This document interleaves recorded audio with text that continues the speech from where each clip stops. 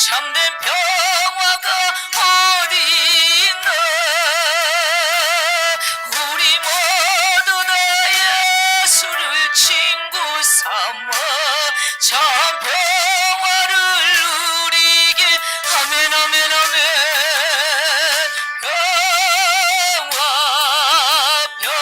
평화로다 하늘 위에서 내려오네. 그 사랑의 물결이 영원토록 내 영혼을 덮으소. 이 땅 위에 험한 길 가는 동안 참된 평화가 어디 있나.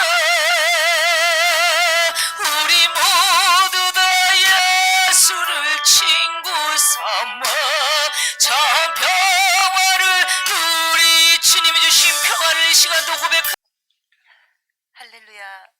살아계신 하나님 아버지, 주님께서 기뻐하시는 3일 예배 자리에 나오게 하심을 감사드립니다. 이 시간 저희들 신령과 진정으로 예배드리게 하옵시며 마음과 생각이 온전히 주님께만 집중하기를 원합니다. 같은 시간 영상으로 예배를 드리는 성도들에게도 동일한 은혜와 감격이 있게 하옵소서. 선하신 주님, 너희를 향한 생각을 내가 안 하니 평안이요 재앙이 아니니라. 너희에게 미래와 희망을 주는 것이라 하신 말씀처럼 하나님의 생각으로 저희를 고쳐주셔서 성령 충만함으로 시대를 분별하게 하시고 중보하게 하옵소서. 코로나19로 성도들의 믿음이 약해지지 않게 하시고 고난받는 성도들이 고난을 통한 하나님의 축복과 기적을 체험하게 하여 주시옵시고, 날마다 주의 보혈과 십자가의 사랑으로 받은 제사함을 잊지 않고 회개함으로 승리하게 하옵소서. 넘치는 교회를 축복의 통로로 사용하시는 주님, 선한 영향력으로 좋은 이웃이 되어주는 교회가 되게 하여 주시고, 오직 하나님의 뜻 안에서 행하여지는 건축과 성전 리모델링이 아름답게 주님의 반석 위에 세워지기를 기도합니다. 우리를 사랑하시는 주님, 이 시간 말씀을 증거하시는 담임 목사님께 성령의 기름으로 부어주시고 듣는 자마다 주의 말씀으로 온전히 세워지게 하시며, 이 수요일 예배마다 잠언의 지혜를 함께 배우고 있는데요, 제가 지금까지 하나님을 믿고 신앙생활 해오면서 십자가의 능력, 성령의 능력, 하늘의 소망, 천국의 소망, 수없이 우리가 이런 소망과 믿음을 갖고 사는데, 결과적으로 우리의 삶은 지혜가 있어야 한다 하는 것을 수없이 깨닫게 됩니다. 결국은요, 하나님의 나라, 그리고 교회, 가정, 이 모든 삶의 주의 뜻을 이루기 위해서 우리가 어리석고 우리가 세상에 무지함으로 살아가면 하나님의 뜻을 이룰 수가 없어요. 그래서 지혜로움이 우리에게 얼마나 큰 축복인지 우리에게 가르쳐 주시거든요. 똑같은 교회를 섬기고 똑같은 일을 해도 하나님의 지혜를 얻고 하는 자는 다릅니다. 그래서 신앙은 지혜로움이 필요하다, 이렇게 우리에게 가르쳐 주고, 사도행전 6장에 보면 하나님께서 초대교회 집사를 뽑잖아요. 7 집사를 뽑는데 그 집사를 뽑는 조건 중에 하나가 지혜와 성령이 충만한 자다 그랬거든요. 우리는 성령만 강조하면 안 돼요. 거기에 지혜가 충만한 자가 하나님의 일꾼이 될 수 있다, 이렇게 말하는 건 성령으로만 되는 게 아니고 뭣도 있어야 된다는 거예요. 지혜도 있어야 된다는 거죠. 그러니까 여러분 늘 하나님 앞에 지혜를 구하시고, 또 우리가 특별히 잠언의 말씀을 같이 나누고 있지 않습니까? 이런 말씀을 통해서 여러분의 삶에 하나님의 지혜로움으로 영육이 복을 받는 그런 삶을 살아야 할 줄 믿습니다. 그럼 지혜로운 자의 생애, 그 삶은 어떤 것이냐? 오늘 본문에 한 4가지로 이렇게 정리를 해 주셨는데요, 자, 차근차근 살펴보기로 하겠습니다. 먼저 18절을 한번 볼까요? 자, 본문 본문 18절 같이 한번 읽어보죠. 시작. 묵시가 없으면 백성이 방자히 행하거니와 율법을 지키는 자는 복이 있느니라 그랬어요. 17절을 먼저 보시는 게 순서겠네요. 다시 읽지요. 시작. 내 자식을 징계하라. 그리하면 그가 너를 평안히 하겠고 또 내 마음에 기쁨을 주리라. 자, 첫 번째 하나님께서 우리에게 말씀하신 지혜로운 생활이 뭐냐면 자식을 잘 양육하는 것입니다. 여러분 한번 생각해 보세요. 우리 인생의 행불행이 어디서 많이 또 결정이 되냐면 자식이 어떻게 사느냐에 따라 여러분의 삶이 행복할 수도 불행할 수도 있다는 걸 우리는 삶을 통하여 보게 되는 거죠. 여러분 어때요? 나는 좀 부족해도 자식이 잘 되고 부모의 영광을 드러내면 그 삶은 행복하죠.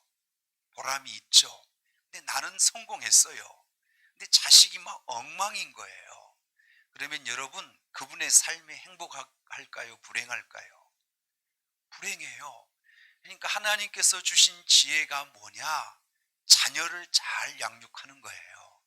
그럼 여러분 한번 생각해 보세요. 우리가 다른 것들은 다 우리 뜻대로 좀 해볼 수 있는데 자식은 돼요, 안 돼요? 자식은 잘 됩니까, 안 됩니까? 잘 안 되죠. 왜 그럴까요? 안 되는 그 원인이 있지 않겠어요? 그러니까 내 가치관이나 세상에서 우리가 배운 지식, 세상의 그런 가치관으로 자식을 양육하잖아요. 그럼 여러분 그 자식은 결코 나중에 부모에게 불행의 자식이 될 수 있거든요.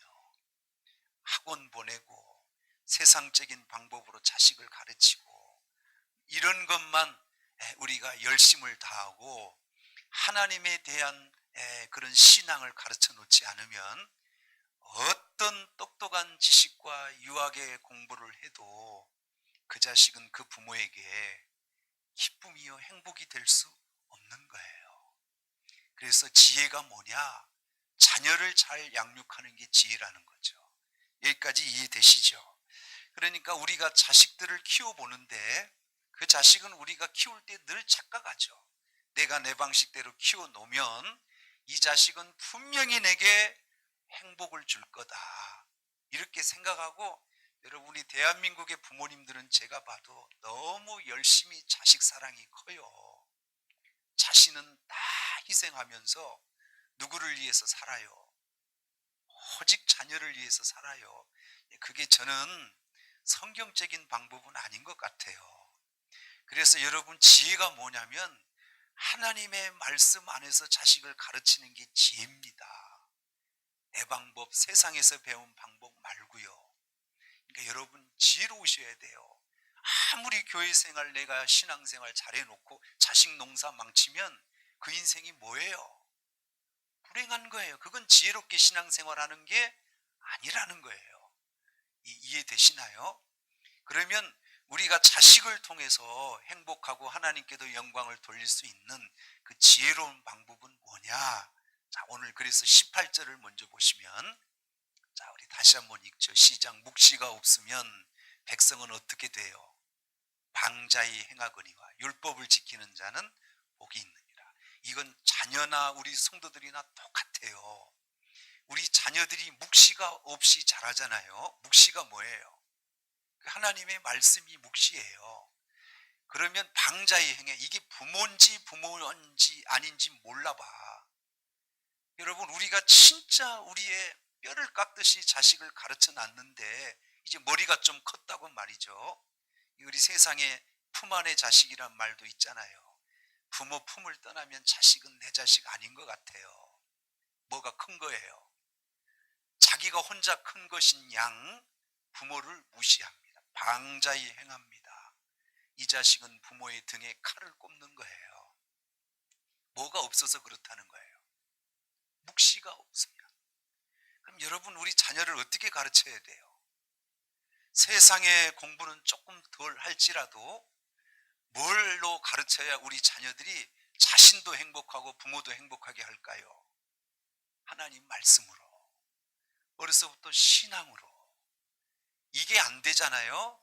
여러분, 어떤 유명한 대학을 나와도 그 자식도 그 부모도 행복할 수 없다 하는 걸 우리에게 보여주시는 말씀이죠. 자, 여기까지 이해되시죠? 그 성경의 자식 가르치는 방법을 제가 몇 개 이렇게 찾아봤는데 그게 여러분 지혜예요. 우리 조금만 몇 개 한번 찾아볼게요. 잠언 13장 24절을 한번 볼까요? 읽어보시죠. 시작. 매를 아끼는 자는 그의 자식을 미워함이라. 자식을 사랑하는 자는 근실이 뭐해요? 징계해요. 우리 자식 징계해야 돼요. 너무 아까운 자식이니까 그냥 이뻐만 해줘야 될까요? 징계를 못하면 그 자식은 결코 방자에 행하게 될 수밖에 없다는 거예요. 그러니까 우리가 사랑스럽고 예쁜 자식일수록 우리가 뭘 해야 돼요? 징계를 해야 돼요. 이왕 나왔으니까 말씀 몇 개 더 보고 설명하지요. 잠언 19장 18절도 한번 보면 읽어보시죠. 내가 내 아들에게 희망이 있은즉 그를 뭐 했어요? 징계하되 죽일 마음은 두지 말지니라 그랬어요. 우리 자식에게 희망이 되려면 뭘 해야 된다는 거죠? 징계해야 된다는 거죠. 그 다음 잠언 22장 15절 한 번 더 보지요. 아이의 마음에는 미련한 것이 얽혔으나 징계하는 채찍이 이를 멀리 쫓아내느니라 그랬어요. 뭔 얘기예요? 우리 아이들이 혼자 알아서 똑똑하게 잘 자라가요? 제가 우리 자녀도 길러보니까 우리 자녀들은 부모에게서 배우는 것도 있지만 세상에서 배우는 것도 많아요. 여러분도 자라오셨고 세상을 살아보지만 세상에서 배우는 것들이 좋은 게 많아요, 악한 게 많아요. 그리고 우리 자녀들은 세상에서 좋은 걸 배워요, 악한 걸 배워요. 견물생심이라고요. 우리 자녀들은 배워요. 그러니까 우리 자녀들이 그 세상에서 악한 것을 통하여 얽히게 된다는 거죠. 삶이 얽혀요. 이걸 어떻게 우리 자녀들을 도울 수 있느냐? 하나님께서 우리에게 말씀하신 징계라고 하는 방법이 있다, 이렇게 가르쳐 주는 거죠. 여기서 여러분 오해하시면 안 될 게 뭐냐면, 그럼 목사님 그냥 우리 자녀들이 요만한 실수, 잘못, 죄악이 있을 때마다 매를 든다는 얘기입니까? 이렇게 또 질문하실 수 있는데, 여기서 말하는 징계는 매만 때려라 이 말이 아니에요. 하나님께서 우리에게 주신 징계는 사랑의 징계예요. 그러니까 우리 부모님들이 간혹 우리 자녀들을 더 노하게 하고 빗나가게 하는 건 뭐냐면, 사랑하는 마음, 하나님의 말씀에 근거하지 않는 내 화냄, 내 분노로, 내 마음에 안 들고 부모 뜻대로 안 되니까 그냥 화가 나서 손을 들고 매를 드는 이 징계는요, 제가 볼 때 징계가 아니에요. 오히려 우리 자녀를 망치는 것입니다. 그러니까 우리가 하나님 말씀으로 그리고 부모의 사랑으로 매를 하나 때려도요, 여러분도 이렇게 자라오시면서 느껴봤잖아요. 부모가 매를 때리면 저거 진짜 화가 나서 때리는 건지 진짜 나를 아끼고 사랑해서 때리는 건지 느껴져요, 안 느껴져요? 못 느꼈어요? 그냥 열받아서 때린 거냐, 아니면 진짜 나를 깨닫게 하고 나를 사랑해서 매를 드는 거냐? 여러분, 자식은 맞을 때 다 알아요. 그러니까 제가 볼 땐 부모가 징계를 잘해야 돼요. 화가 나서 역정만 내서 때리는 게 아니라 하나님의 말씀을 깨닫게 하고 정말 부모가 너를 아끼고 사랑해서 징계하는 이 마음을 자식이 느끼도록 그렇게 해야 된다는 거예요. 그러니까 여러분, 이런 마음으로 하나님의 말씀의 교훈으로 징계하는 것이라면 많이 해도 괜찮습니다. 이해되시죠? 이런 양육과 가르침이 없잖아요. 그러면 아무리 좋은 학교를, 아무리 좋은 학원을 보내도요, 여러분, 그게 지혜로운 방법이 아니라는 거예요. 결국은 부모와 자식이 불행하게 될 수밖에 없다는 거예요. 저도 제 인생을 살아보니까요, 자식 때문에 제 마음에 행불행이 많이 있어요. 저는 괜찮아. 근데 자식이 불행하잖아요. 그럼 제 인생이 우울한 거예요. 무슨 말인지 이해되시죠? 그러니까 어떻게 우리 자녀를 가르치는 게 지혜로운 거예요. 어려서부터 하나님의 말씀과 그리고 하나님의 주신 이 지혜, 이 신앙으로 가르치는 게 가장 자식과 부모가 행복할 수 있는 지혜로운 방법이다. 이렇게 우리에게 말씀해 주시는 거죠. 여러분, 지혜로움으로 자녀를 양육하시기를 바랍니다. 나중에 후회하시면 안 돼요. 그 자식이 우리에게 칼을 꼽듯 불행을 주면 안 되는 거잖아요. 여러분, 어려서부터 잘 하셔야 되고요. 지금 우리 자녀들이 이렇게 양육 과정에 있다면 이 말씀 꼭 기억하셨으면 좋겠습니다. 자, 그 다음에 우리 20절로 한번 가보지요. 자, 두 번째 한번 읽어보죠. 시작. 내가 말이 조급한 사람을 보느냐? 그보다 미련한 자에게 오히려 뭐가 있다? 미련한 자에게 희망이 있다. 이 말은 미련한 자는 희망 없어요. 하나님 앞에 징계만 있고 하나님 앞에 벌만 받겠지요. 근데 이걸 비유로 말하신 거예요. 말이 조급한 자를 보느냐? 그 사람이 축복받을 리는 있다 없다? 오히려 그 사람이 축복받는다면 미련한 자에게 희망을 거는 게 빠르다는 거죠. 이 말은 말이 조급한 자에게 좋은 일이 있다 없다? 절대 없다는 거예요. 저렇게 표현하신 거예요.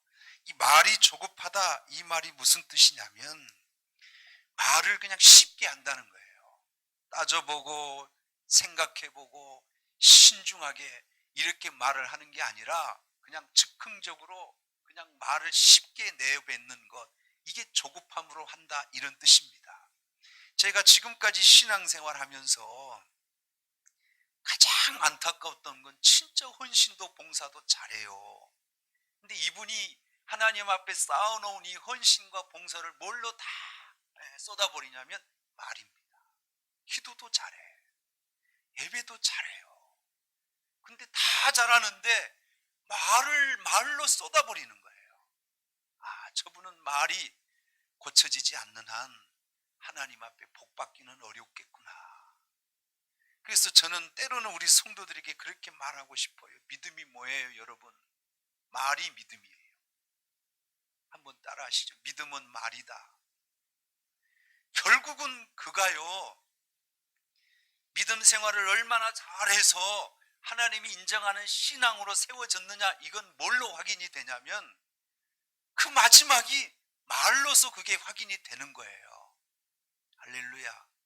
말하는 걸 보면 안다는 거예요. 무슨 말인지 이해되시죠?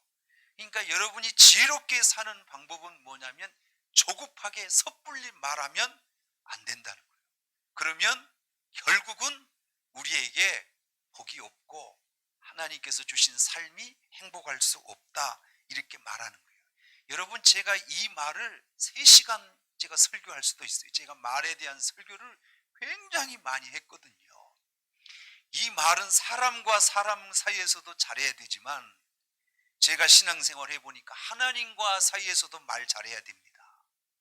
무슨 뜻이냐면 우리가 하나님 앞에 어떤 날 막 은혜가 되고 막 그냥 뭐 성령의 충만함을 받아서 섣불리 조급하게 하나님 앞에 뭔가를 소원해요. 하나님 내게 은혜 이렇게 주셔서 내가 뭐 하겠습니다 하고 소원을 해요. 조급함으로.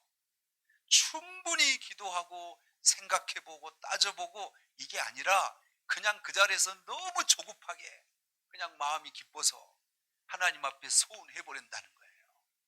그리고 이분 이 소원 지킬까 못 지킬까? 여러분, 그분은 이 소원 때문에 마음의 올무가 돼서 신앙생활에 열매가 없는 거예요. 뭐가 잘못된 거예요? 하나님과의 이 약속, 이걸 뭘로 했어요? 믿음으로 기도로 한 게 아니라 조급함으로. 결국은 이런 조급함이 하나님과 나 사이의 신앙의 관계에도 큰 불행을 주게 된다는 거예요. 여러분, 사회생활을 하시니까 저분이 그냥 쉽게 얘기를 하고 뭔가 약속했어요. 근데 보니까 안 지켜. 그럼 제가 그분하고 계속 믿음의 관계, 신용의 관계를 할 수 있어요, 없어요?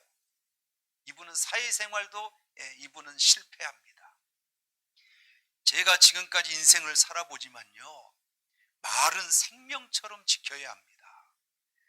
혹시 내가 말한 것이 내 재산의 손해가 되고 내 삶의 손해가 돼도 내가 내어뱉은 말은 반드시 지켜야 합니다.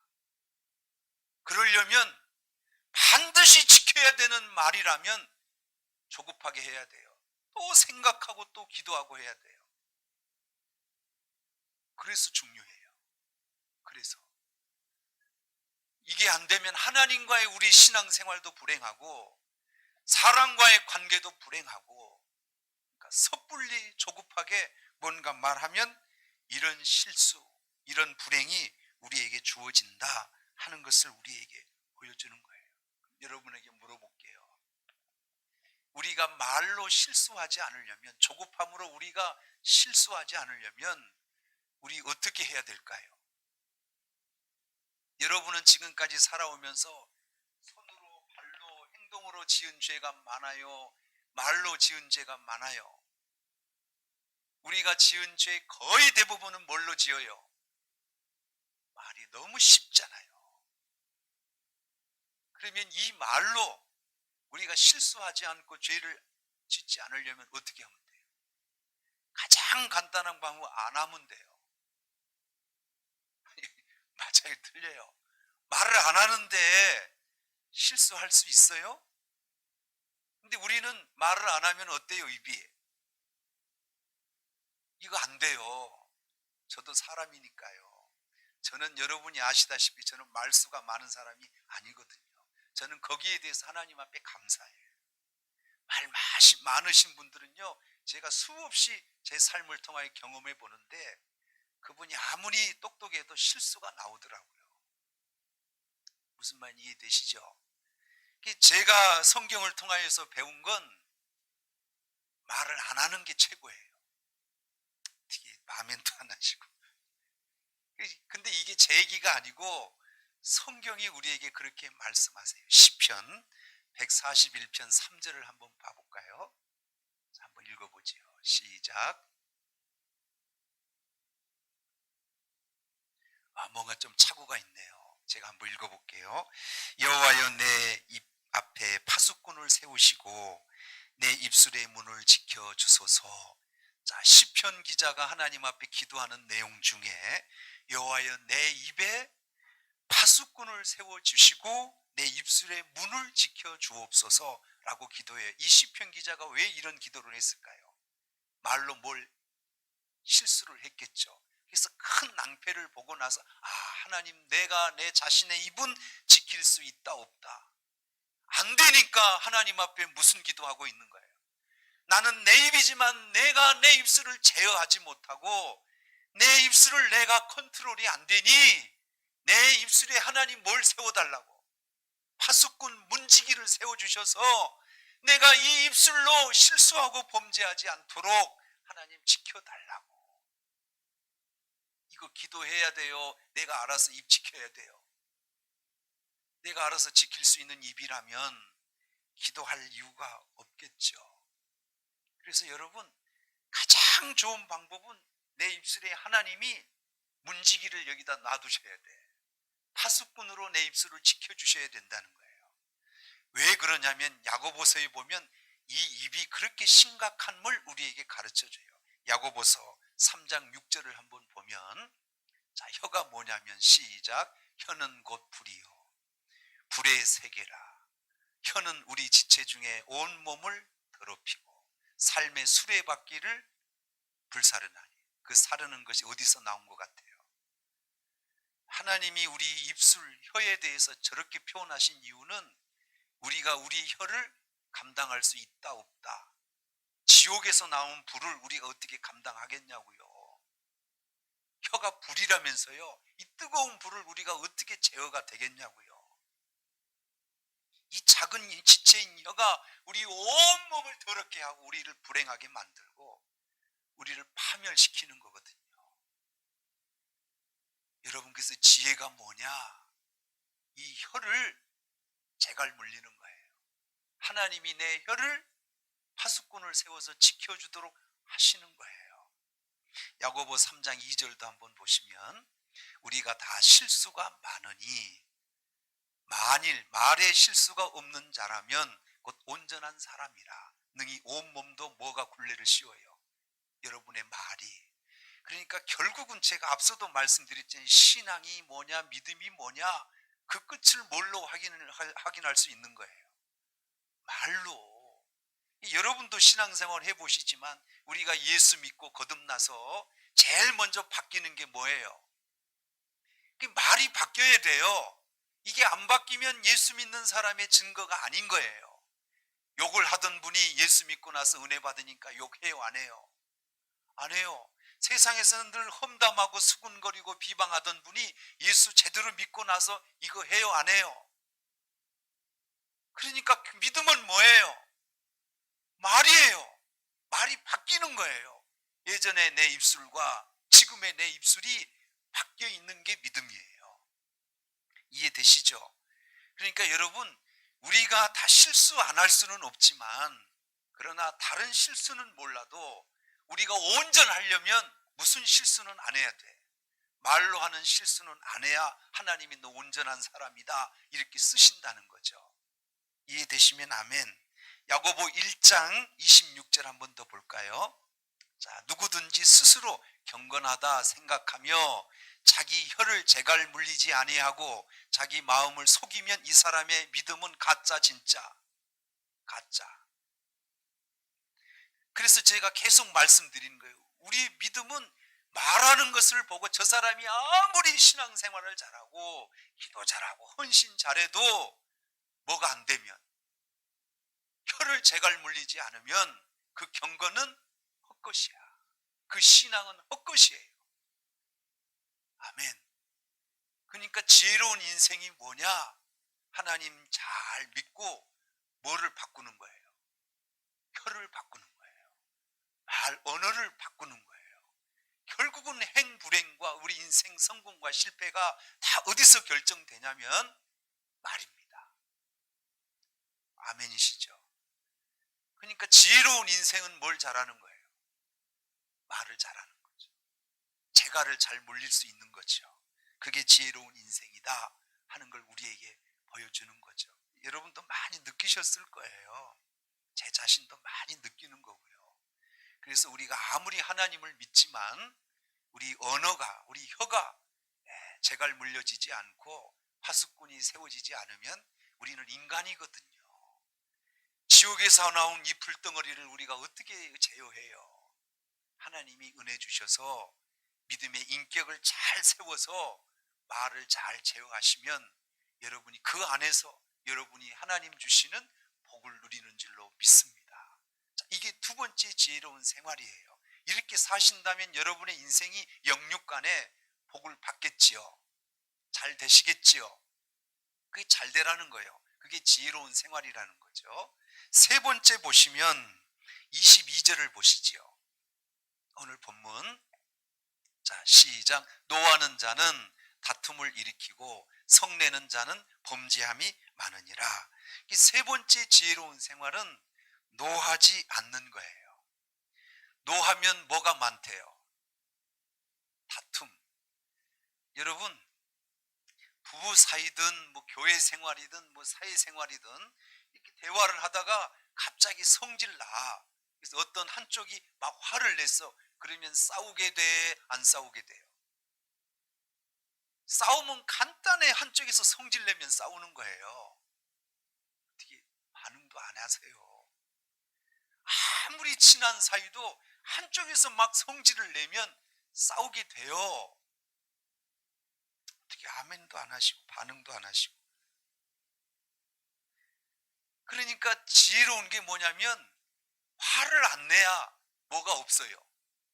다툼이 없어. 성을 안 내야 결국은 범죄하지 않아. 싸우면 여러분 그게 나중에 죄가 되죠. 여러분 부부 사이도 언제 죄가 나요? 싸우고 나면 죄가 생기는 거잖아요. 지금까지 제가 목회자로서 이렇게 살아옵니다만 여러분 저도 화낼 줄 알거든요. 근데 이게 저에게 분을 내고 성을 내고 화를 내는 게 제 인생에 요만큼이라고 도움이 된다면 제가 화내죠. 저는 깨달았어요. 화내는 게 제 인생에 도움이 안 돼요. 제 목회에도 도움이 안 돼요. 화 안 내야 돼요. 아멘 좀 해주세요. 창세기 4장에 보면 가인과 아벨 얘기 나오죠. 똑같이 하나님 앞에 제사를 드렸어요. 근데 가인의 제사를 하나님이 안 받은 것 때문에 가인이 화가 난 거예요. 분이 났어. 그래서 이 아벨을 쳐 죽이기 전에요, 막 씩씩 화가 나서 이제 기회를 엿보는 것. 저 아벨을 내가 죽이겠다. 이때 하나님이 한번 나타나요. 그리고 가인에게 말하기, 내가 분함이 어찌함이냐 하고 가인에게 이런 말을 하신 적이 있어요. 너 왜 그렇게 화나냐? 왜 분하냐? 근데 이 분을 가인이 다스리지를 못하고 결국 최초의 살인자가 되거든요. 그냥 그걸 인정하고 내 잘못을 시인하고 내 제사가 뭔가 잘못됐구나 하고 자기를 좀 살펴보고 자기의 삶을 바꾸면 이런 죄는 안 짓죠. 근데 그런 생각은 안 하고 뭐부터 앞선 거예요? 화를 내는 것, 분을 내는 것부터 앞선. 그러니까 화가 나면 저도 해보지만 뒤에 생각은 납니다. 이해되시죠? 그러니까 뭐 하게 돼? 죄를 짓게 돼 있어요. 그럼 물어보죠. 화나는데 그럼 목사님 어떻게 해야 돼요? 그거 어떻게 다스려요? 어떻게 하면 돼요? 네? 화가 막 치밀어 오는 거 어떻게 하시냐고요? 일단은 그 자리를 피하셔야 합니다. 아멘. 시간을 좀 두셔야 돼요. 여러분이 믿음 있는 사람이라면 그 자리를 피하고 어디로 올까요? 기도하러 오셔야 됩니다. 우리 마음을 다스려 주시는 분은 하나님이야. 하나님께 기도하셔야 돼요.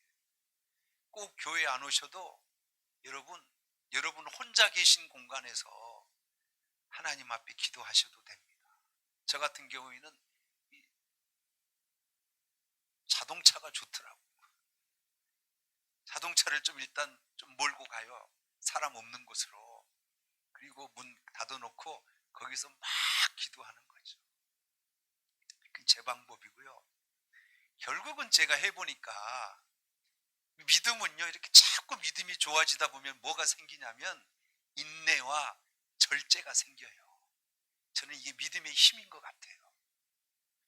이게 그러니까 믿음이 좋은 사람하고 연약한 사람하고 이게 컨트롤이 잘 안 돼요. 그러나 믿음이 경지가 좀 깊으신 분은 절제와 인내가 되는 거고요. 하나 더 여러분이 앞서 나간다면 사랑하는 마음을 품으면 됩니다. 쉽지는 않아요. 그러나 막 화가 나고 다툼이 일어날 상황에도 그 사람이 나를 미워하고 막 원수처럼 하니까 그러겠죠. 이럴 때도 진짜 여러분이 분을 다스릴 수 있는 최고의 경지가 있다면 사랑의 마음을 품는 겁니다. 그러면 돼요. 기도하십시오. 그게 지혜로운 인생이다. 이렇게 우리에게 가르쳐 주시는 거거든요. 지혜롭게 사십시다. 한 번 화를 잘못 내서 인생이 망해버리신 분도 있거든요. 잘 다스리십시오. 여러분 화가 나서 살인 한 번 하면 그 인생 불행해지는 거 아니에요? 23절로 가시죠. 23절. 자, 사람이 교만하면 낮아지게 되고 마음이 겸손하면 영예를 얻으리라. 자, 네 번째 지혜로운 방법. 우리 또 잊어버리시니까 우리 앞에 거 한번 조금만 살펴보고 제가 네 번째 한 번 더 말씀드릴게요. 자, 첫 번째는 뭐였어요? 자녀를 잘 하나님 말씀 안에서 양육하는 게 지혜로운 인생이에요. 그 인생은 행복해집니다. 아멘이죠. 두 번째, 말을 어떻게 하면 안 돼요? 뭐라 그랬어요? 네, 조급하게 급하게 하지 마라. 그러면 실수하고 결국은 올무에 걸려서 죄를 짓게 되는 거죠. 그러니까 충분히 생각하고 기도하고 그렇게 말씀을 하셔야 된다. 세 번째는 분을 내지 마라. 분내서 우리에게 유익이 된 게 있다 없다? 없어요. 정말 화내지 마세요. 안 돼요. 가정도 무너지고 교회도 무너지고 다 무너지는 거예요. 교만하지 말라. 이 말은 제가 설명 안 해도 여러분이 다 이해하실 줄로 믿습니다. 제가 늘 제 목회하면서 두려운 게 교만하면 끝이다. 제가 어떤 대형 교회를 이루고 큰 목회를 해도 뭐 하면 끝이다. 교만하면 끝이다. 모르겠어요. 여러분은 믿을지 안 믿을지. 제가 유튜브 이렇게 가끔 보는데요. 이 유튜브 보는 내용 중에 그룹이 있어요. 교회 목사님들이 이렇게 진실한 목회를 위해서 이렇게 하는 그룹이 있더라고요. 제가 거기 가입했는데 그 유튜브에서 좋은 동영상을 이렇게 하나씩 이렇게 올리시더라고요. 제가 가끔 보는데 어떤 분이 이런 영상을 하나 올렸어요. 어느 분이 입신을 하셔서 천국을 다녀오셨대요. 근데 이분이 천국에서 목사님들을 좀 만나신 모양이에요. 우리 한국 교회에서 그렇게 큰 목회를 하셨다는 대형 교회 목사님 세 분을 만났는데 그 목사님이 천국에 없고 지옥에 있더랍니다. 그걸 보고 충격을 받아서 그걸 간증을 하고 있었어요. 아, 큰 교회 목사님이라고 다 지옥 아니 천국 가시는 게 아니구나. 왜 그렇게 큰 교회를 섬기시는 목사님이 왜 지옥 갔을까 제가 한번 생각해 봤어요. 그런 큰 교회를 섬기는 목사님이 왜 지옥 갔겠어요? 뭐가 걸려서 그랬을까요? 저는 교만인 것 같아요. 여러분 교만하시면 안 됩니다. 제 자신에게 하는 얘기예요. 교만하면 끝입니다. 마음이 겸손하면 뭘 얻어요? 영예를 얻어요. 하나님이 막 높여주시는 거예요. 나는 가만히 있어도 하나님이 높여주시는 거예요. 그게 하나님께서 우리에게 주시는 지혜로움이다. 그러니까 내가 높아지는 방법을 교만해서 높아지면 그건 끝나는 거고요. 내가 겸손해서 높아지면 그건 내게 영예로운 거예요. 그럼 어떤 게 지혜로운 거예요? 겸손해서 높아지는 게 지혜로운 거죠. 그래서 여러분 최고의 신앙의 덕목은 겸손입니다. 겸손하시는 겁니다. 저절로 하나님이 높여주시는 거예요. 아멘이지요. 25절 하나 더 보고 마칠게요. 자, 사람을 두려워하면 뭐에 걸리고 올무에 걸리게 되거니와 여호와를 의지하는 자는 안전한다. 여러분 느끼시는지 모르지만 신앙생활은 사람을 두려워하면 하나님의 말씀을 못 따라요.